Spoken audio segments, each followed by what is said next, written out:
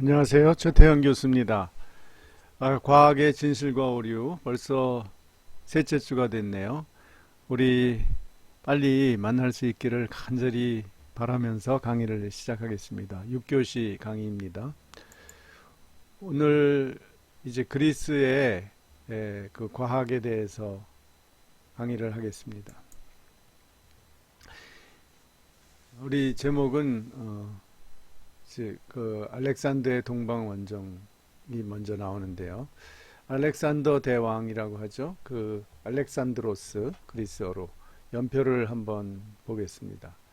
356년에 그리스의 마케도니아 펠라에서 출생했고요. 343년 13살 때 유명한 철학자 아리스토텔레스를 가정교사로 맞이하죠. 아버지 필리포스 2세가 그렇게 주선을 했습니다. 그래서 3년 동안을 아리스토텔레스에게 배웠다고 합니다. 그때부터 이 철학자들에 대해서 굉장히 존경하는 마음을 가졌다고 해요. 338년에 아버지 필리포스 2세가 그리스를 전체를 장악을 합니다. 그래서 실질적으로 마케도니아가 그리스를 지배자가 된 거죠. 336년 2년 후에 아버지가 암살을 당해요. 그래서 20세에 왕이가 돼요. 여러분 나이에 왕이 된 거죠.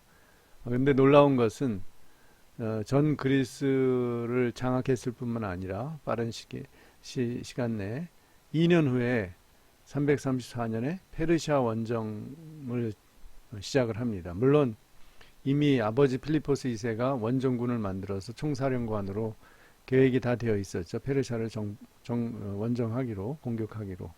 그런데 2년 만에 그것을 실행에 옮기고 결국은 몇 년이 안 돼서 페르시아 전체를 다 정복을 해버립니다. 그래서 페르시아의 다리우스 3세가 100만의 대군을 가지고도 결국은 이 한 5만 정도의 그리스군에 패해서 목숨을 잃고 무너지고 맙니다.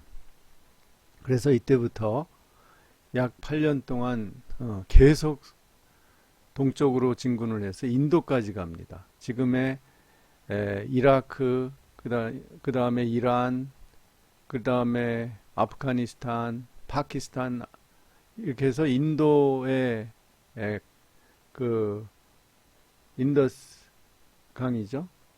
거기까지 가죠. 그러다가 너무 거기에 싸우기가 힘들고 열대 지방의 그런 기후 때문에 결국은 부하들이 원하지 않아서 항명 파동이 일어나죠. 그래서 회군을 합니다.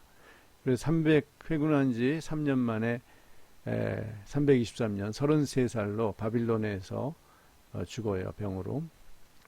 그 후에 이 거대한 제국을 그리스에서 인도까지 거친 그 제국을 결국 한 사람이 통치할 수가 없죠. 그래서 그 부하 장군들 사이에 전쟁이 일어나요. 40년간을 계승전쟁이 일어나서 한 280년 BC 경에는 4개 왕국으로 이제 나뉘어집니다. 가장 힘이 센 게 이집트 프톨레오마이오스 왕조죠. 그다음에 안티오케이아라는 것이 이제 그 페르시아 지방 인도까지를 다 다스리는 셀류코우스 왕조고, 그다음에 이제 그리스를 다스리는 마케도니아, 그다음에 소아시아와 이쪽에 그 그리스의 동편을 이제 동북쪽을 다스리는 트라키아, 이렇게 네 나라로 나뉘어집니다.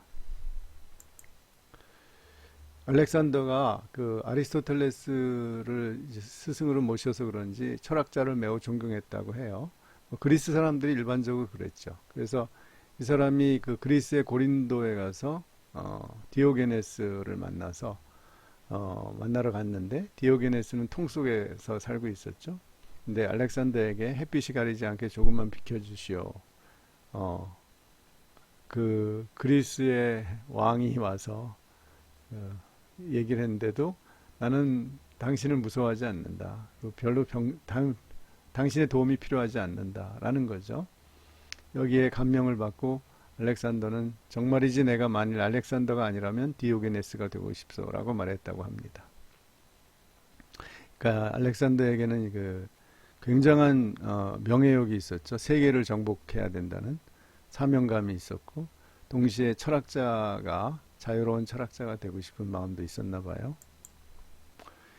알렉산더가 그 페르시아 대군을 대파한 아주 승리를 거둔 가우 가멜라 전투의 그림이죠. 부조인데 이때 그리스 인구는 5만 명밖에 안 되는데 이 페르시아 대군을 무찌르는데 그 비결이 이런 창, 긴 5m가 되는 창을 들고 말을 타고서 적군의 대부대에 돌격을 해서 그 무너뜨리는 거죠. 적진을. 그런 전술로 대승을 거두었습니다.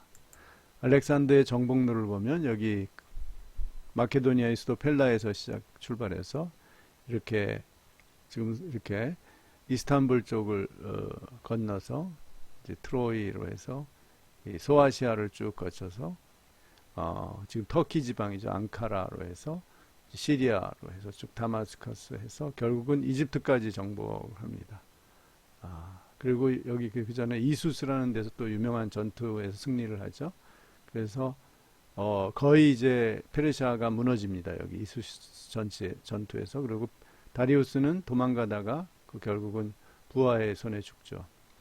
그리고 이제 바빌론을 점령을 하고 페르시아의 바빌론을 점령하고 수도였죠. 그다음에 이제 페르세폴리스도 수도였죠. 얘가 다 점령을 하고 이제 북쪽으로 가서 파르티아, 지금 이란과 그다음에 아프가니스탄까지 가고 거기에 가는 데마다 알렉산드리아라는 자기 도시를 세우고 자기 부하들을 거기 귀족들과 결혼시켜서 어떤 자기의 왕국을 만드는 거죠. 그러다가 인도에서 여기가 이제 인더스강에서 싸우다가 도저히 안 돼서 다시 돌아오죠. 그래서 여기 다시 돌아와서 바빌론에서 죽습니다. 33살에. 그래서 거대한 제국을 만들고 이 제국을 바탕으로 헬레니즘이라는 문명이 생겨나는 거죠. 그래서 네 나라가 생겨났는데 셀루코우스 왕조가 다스리는 이 넓은 땅이죠. 옛날의 페르시아 땅. 그 다음에 프톨레마이오스 왕조가 다스리는 이집트. 그 다음에 여기 안티고노스라는 장군이 다스린 트라키아. 그 다음에 마케도니아. 이렇게 네 나라가 있죠. 알렉산더 제국이 헬레니즘 문화를 만들었는데 알렉산더의 이제 그 강점이 뭐냐면 그렇게 짧은 시간 내에 세 대륙에 걸쳐서 대제국을 군사적으로 건설을 했지만 동시에 정복지에 그리스인을 이주시키고 그 현지인과 현지 왕족이나 귀족과 결혼시켜요. 자기도 그렇게 결혼을 했습니다. 그래서 자녀를 낳았죠. 나중에 다 죽죠, 자녀들이. 전쟁 통해. 그러면서 이 그리스 문화가 널리 보급이 돼요. 그래서 헬레니즘 문화가 성립이 됐는데 결국 그리스 문화와 오리엔트 문화가 융합이 돼서 이제는 어떤 그 당시 옛날에 그리스, 로마 뭐 이런 하나의 나라가 아니라 거대한 이제 세계라는 개념이 생겨나죠. 그 문명들을 아우르는 세계, 소위 코스모폴리타니즘, 세계 시민주의가 생겨나죠. 그러면서 그 속에서 개인주의, 국가는 너무 거대하기 때문에 또 개인을 지켜주지 않기 때문에 개인주의가 발달합니다. 그래서 여러 수학과 자연과학도 발달하죠. 아르키메데스, 유클리드. 또 미술도 그리스 조각이 계속 동쪽으로 영향을 줘서 결국 인도의 간다라 미술까지 영향을 주고 이 불상 문화가 우리나라까지 전달이 됩니다. 원래 인도에는 이 조각이라는 게 없었어요. 탑만 있었어요. 섬에. 그런데 이제 이 알렉산더의 헬레니즘 문명이 인도까지 가서 결국은 불교 미술, 지금 불상이라는 걸 만들어낸 거죠. 한번 볼까요? 그리스 조각이 결국 불상으로 이렇게 쭉 이렇게 전달돼 나갑니다. 원래 이것은 유명한 아테나 신상인데 아테네의 파르테논 신전에 있는 신상이죠. 이것이 아프가니스탄 쪽에 가서 이런 조각으로 바뀌어요. 아프가니스탄인들을 이렇게 묘사한 거예요. 그 다음에 이런 금화나 은화의 동전에 그 아프간 왕들의 그 부조를 새겨놓고 이런 것들이 이쪽에 인도 사람들에게는 너무 새로웠던 거죠. 그래서 이게 유명한 간다라의 불상입니다. 굉장히 이제 아직까지는 서구적이죠. 그리고 이 봉두라는 것이 그 사람들 왕족이나 귀족들이 머리를 묶는 방식인데 봉두가 지금까지도 계속 이어져서 여기 왜 불상에 이렇게 머리가 동그란지 이게 모자인가 그렇게 생각을 하는 사람도 있죠. 그게 아니라 바로 이 봉두가 이렇게 변한 겁니다. 이게 서양 사람들이 머리를 묶었기 때문에 우리나라 사람들은 이렇게 안 묶죠. 이게 이제 인도 불상입니다. 점점점 동양화되죠. 그러다가 이게 중국으로 가서 신라까지 와서 석굴암 불상이죠. 이렇게 그리스 조각이 세계의 절반을 돌아서 신라 불상이 된 거예요. 이렇게 문명이라는 것은 전이되고 전파되는 거죠. 이것을 과거에도 막을 수가 없었던 거죠. 자, 그러면은 수학으로 갑니다. 이 헬레니즘 시대의 수학의 대표자는 에우클리데스, 유클리드, 영어로 유클리드라고 하죠. BC 300년경 알렉산드리아에 출생했습니다. 그러니까 알렉산더가 죽고 나서 이 네 개의 국가가 생겨나는 그런 와중에 태어났죠. 그래서 그 문화의 중심지가 이집트의 알렉산드리아였어요. 알렉산드리아에 그 엄청나게 큰 세계 최초의 도서관이자 대학이 생겼죠. 그것이 다 불타서 없어졌는데 그 당시에 정말 많은 책들이 거기에 있었다고 해요. 그 후로 알렉산드리아가 모든 그 학문과 과학과 또 신학, 기독교, 유대교 신학자들 거기서 많이 나오고 기독교 신학에도 중요한 알렉산드리아 학파가 생겨납니다. 이제 수학이 그 당시에 이제 기하학을 중심으로 생겨나는데 그 원천이 바로 땅을 측량하는 데서 나왔다는 거죠. 이 게오라는 것이 땅이고요. 메트리가 측량한다는 말이에요. 지오메트리. 그래서 그 배경은 이집트는 매년 나일강이 홍수가 일어나서 나일강 상류에서 아주 그 흙을 실어다가 하류에다가 이렇게 넓은 흙을 실어다가 아주 농지를 제공하는데요. 그것을 매년 그 표시를 해도 또 홍수 때문에 지워지기 때문에 새롭게 측량을 해서 농지를 정리해서 이렇게 분할을 해가지고 농사를 짓도록 하죠. 그러니까 측량술이 안 발달할 수가 없어요. 매년 필요하니까. 그래서 그것을 정확히 잴 수 있는 수학자들이 기하학을 발전시켰죠. 바로 이 사람이 유클리드고요. 그 라파엘로의 그림 보면 아테네 학당에 보면 이렇게 허리를 굽혀서 아이들에게 이렇게 제자들에게 수학을 가르쳐주고 있죠. 유클리드의 가장 큰 기여는 이 기하학 원론 이 책인데요. 이 원론을 쓴 거죠. 스토이케이아라고 부르는데요. 여기에서 우리가 지금도 수학에서 쓰는 공리 개념, 정의 개념을 이때 확립을 했습니다. 공리, 공준, 정의로 수학을 그 기하학의 어떤 개념들을 정리를 했는데 공리는 모두가 공통적으로 전제하고 있는 걸 말해요. 이 공리는 그냥 믿음이에요. 믿음. 예를 들면 두 평행선은 만나지 않는다. 이것은 우리 유클리드 기하학에서는 무조건 전제해야 됩니다. 지금 우리가 경험하는 3차원 공간에서는 그럴 수밖에 없죠.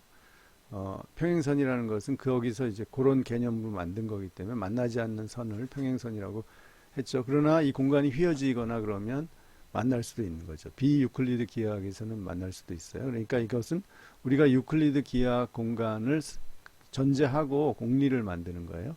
그 다음에 공주는 그것을 구체화한 거죠. 기하학적 근본 규정, 점, 선, 면, 입체 이런 거죠. 그 다음에 정의는 이제 수학적으로 대수적으로 환산할 수 있는 수학의 정의입니다. 이것이 이제 수학의 이 세 가지 제일 원리고요. 이 기하학 원론은 근대까지 기하학 교과서로 쓰였어요.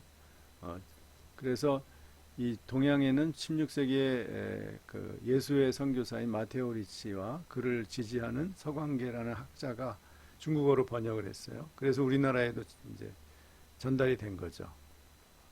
그래서 19세기에 김정호가 지도제작에 이 기하학에 나오는 이 기하학 원론에 나오는 확대 축소법을 활용했다. 그 외에 다른 사람들도 활용했죠. 실학자들이.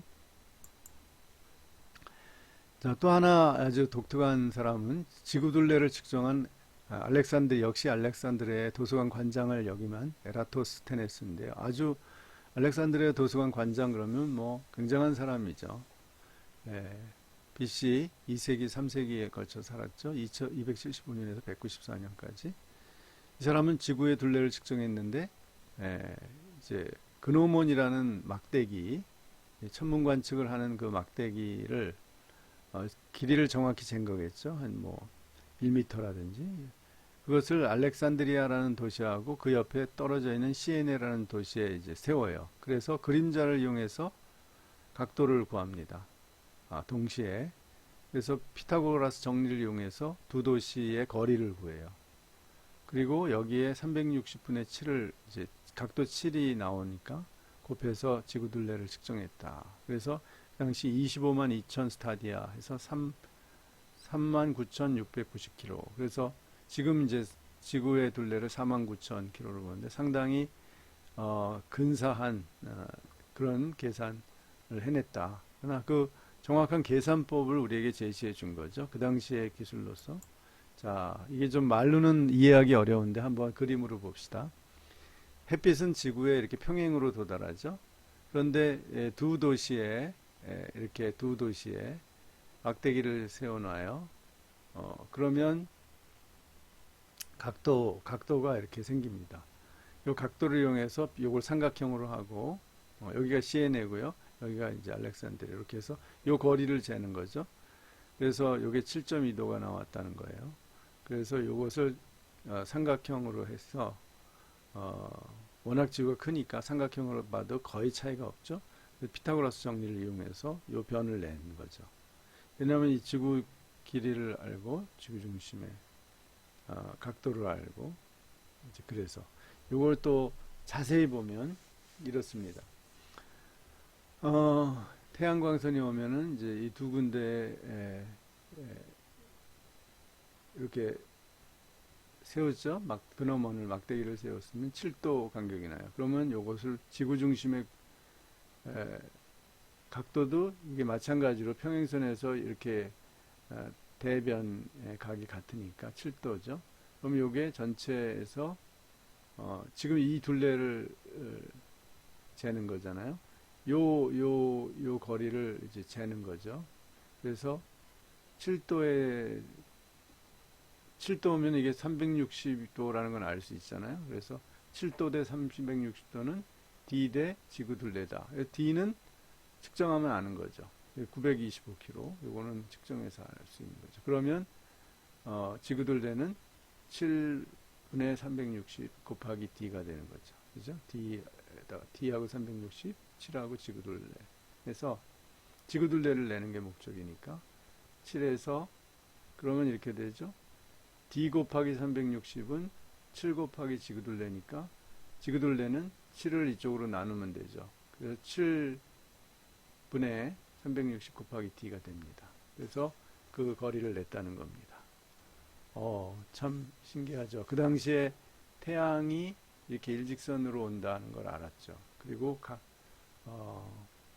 각도, 이 시에나하고 알렉산드리아의 각도 차이, 이 막대기의 각도 차이를 이용해서 이렇게 계산해서 이런 개념을 가지고 지구 둘레를 그 당시에 측정했다. 지금으로부터 약 2300년 전에 측정했다. 거의 근사하게. 이건 대단한 거죠. 그 당시에 우리나라는 고조선 때 엄두도 못 냈죠. 그러니까 얼마나 이 헬레니즘 문화가 발달했나를 알 수 있죠. 여기까지. 머리 아프죠. 잠깐 휴식하겠습니다.